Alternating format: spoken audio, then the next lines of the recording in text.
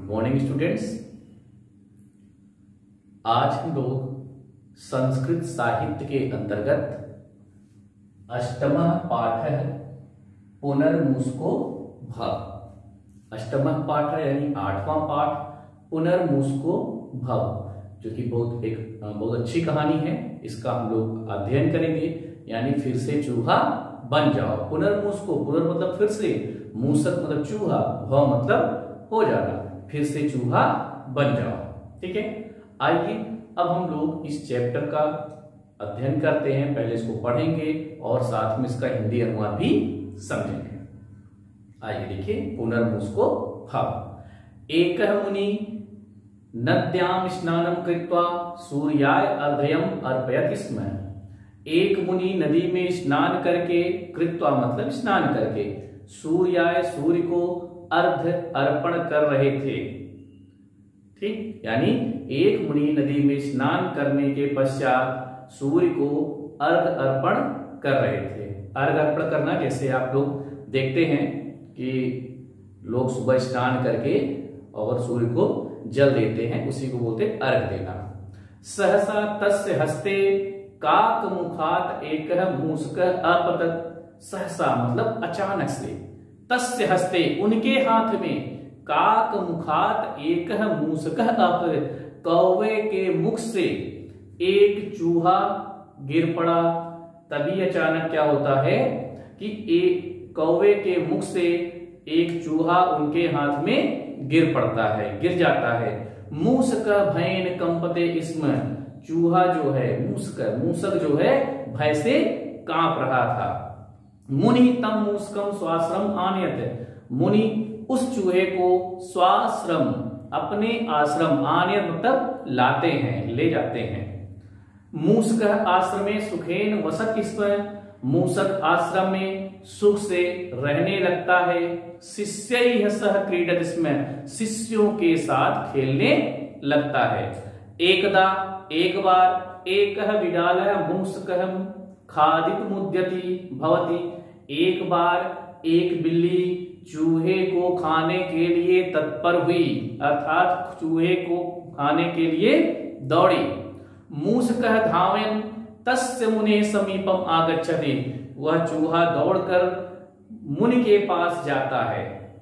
सविनयं च मुनि अवदत्, और सविनय से निवेदन करके मुनि से अवदत् मतलब कहता है, भगवन् एषः विडालः माम भक्षितुम् इति एव धावति। और विनम्रता से, विनय के साथ मुनि से कहता है, हे भगवान, यह बिल्ली मुझे खाने के लिए दौड़ती आ रही है। त्राहि माम, मेरी रक्षा करो। मुनि मूषकं दृष्ट्वा अवदत्। मुनि चूहे को देखकर बोले, अलम भयेन, तुम्हें डरने की जरूरत नहीं है। अहम त्वाम बिडालम करोमि, मैं तुम्हें बिल्ली बना दूंगा। तुमपि बिडालो भव, और इतना कहकर कहते हैं तुम भी बिल्ली बन जाओ। अधुना मूषक अभी बिडाल अवद। अब वह जो मूषक था वह बिल्ली बन जाता है। मूषक बिडाल रूपे निर्भयम वने विहरन् स्म। और वह जो चूहा है बिल्ली का रूप धारण करके निर्भय पूर्वक वन में विचरण करने लगता है। अब क्या है, वह बिल्ली बन जाता है और निर्भय होकर पूरे वन में टहलता घूमता रहता है। अथ एकदा तत्र एकः कुक्र आगत। तभी अचानक से एक बार वहां पर एक कुक्र यानी कुत्ता, एक कुत्ता आया। कुक्रात भीतः स मूषकः, मूषक बिडालः पुनः मुनेः समीपं गत्वा तम रक्षितुम् अप्रार्थयत्। कुत्ते के भय से, कुक्रात भीतः, ठीक है, यानी कि डर के योग में पंचमी भक्ति है। कुक्रात भीतः, कुत्ते के डर से वह मूषक बिडाला, वह चूहे से जो बिल्ली बना था, चूहा जो बिल्ली बन गया था, पुनः फिर से मुने समीपम, मुनि के पास जाता है और रक्षा करने के लिए प्रार्थना करता है। मुनि अवदत्, मुनि कहते हैं, तुम भी कुक्कुर हुआ, तुम भी कुत्ता बन जाओ। मुने कृपया स सनुकः अभवत्, और मुनि के कृपा से वह कुत्ता बन जाता है। सह मूषकः कुक्कुरः भूत्वा अतीव प्रसन्न आसीत्, वह चूहा कुत्ता बनकर अत्यंत प्रसन्न होता है। कुक्कुरः भूत्वा सह सानंदम बने विहरति स्म, कुक्कर यानी कुत्ता बनकर वह आनंद पूर्वक वन में टहलने घूमने लगता है।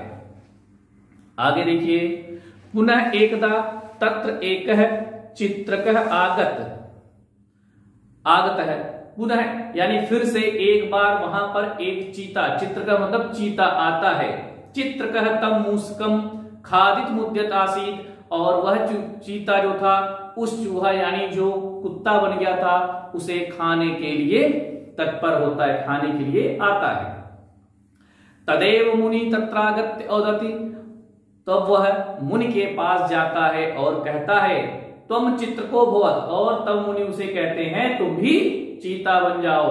अधुना सह मूषकः चित्रकः संजातः, अब वह मूषक से चूहे से क्या बन जाता है, चीता बन जाता है। सह मूषक चित्रकः निर्भयेन तत्र सर्वैः सह वसत अस्मि, वह मूषक चित्रक यानी चूहे से जो चीता बन गया था अब वह निर्भय पूर्वक सभी के साथ वहां रहने लगता है। बहुकालानंतरम तत्र एक सिंह आगत्य तस्योपरि आक्रमणम अकरोत्, बहुत दिनों के पश्चात, बहुकालानंतरम बहुत दिनों के पश्चात, तत्र मतलब वहां, एक सिंह एक शेर, आगत मतलब आता है, तस्योपरि आक्रमण और उसके ऊपर आक्रमण कर देता है। सह मूषक चित्रकः धामन मुने शरणमागच्छत्, वह मूषक चित्र यानी जो चूहे से चीता बना हुआ था दौड़कर मुनि की शरण में जाता है।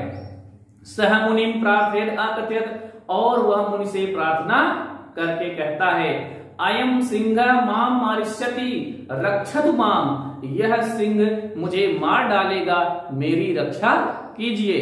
मुनि आकथयत्, मुनि ने कहा त्वं सिंहो भवः, तुम शेर बन जाओ। मूषकः सिंहे परिवर्तित है, और वह जो चूहा है वह सिंह में शेर में परिवर्तित हो जाता है। सिंहम दृष्ट्वा आगतः सर्वे ततः पलायनम अकरोत्, सिंह को देखकर वहां आने वाले सभी लोग पलायन कर जाते हैं यानी भाग जाते हैं। मूषकः इदम दृष्ट्वा हर्षेण कूर्दनम आरब्धवान, जो मूषक जो शेर बन गया था इसे वह यह सब चीज देखकर हर्ष से खुशी होकर कूदने लगता है, कूदना आरंभ कर देता है। अधुना कस्यापि भयम नास्ति, और वह कहता है अब मुझे किसी का कोई भी भय नहीं है। सह मूषकम सिंह भूत्वा अतीव गर्वित जाता है, और वह जो मूषक सिंह था अब अत्यंत अहंकारी हो जाता है, उसे घमंड हो जाता है। तस्मात् मूषक सिंहात कोऽपि न विभेति स्म, और उस मूषक सिंह से अब कोई भी डरता नहीं था। मुने शिष्या तस्य उपहासमपि कुर्वन्ति स्म, और जो मुनि के शिष्य थे उसका उपहास करने लगते हैं। एतत् दृष्ट्वा, इसे देखकर मूषक सिंह क्रुद्ध अभवति, वह जो चूहे से शेर जो था वह क्रोधित होता है, क्रुद्ध अभवत् क्रोधित हो जाता है। सह अचिंत्यत, और वह सोचता है सर्वे माम उपहसन्ति, सभी मेरा उपहास करते हैं। किम करोमि, क्या करूं। अस्तु यदि अहम मुनिमेव मारयामि तर्हि सर्वे मम आदरम करिष्यन्ति, और कहता है यदि मैं मुनि को मार देता हूं तब सभी लोग मेरा आदर करेंगे।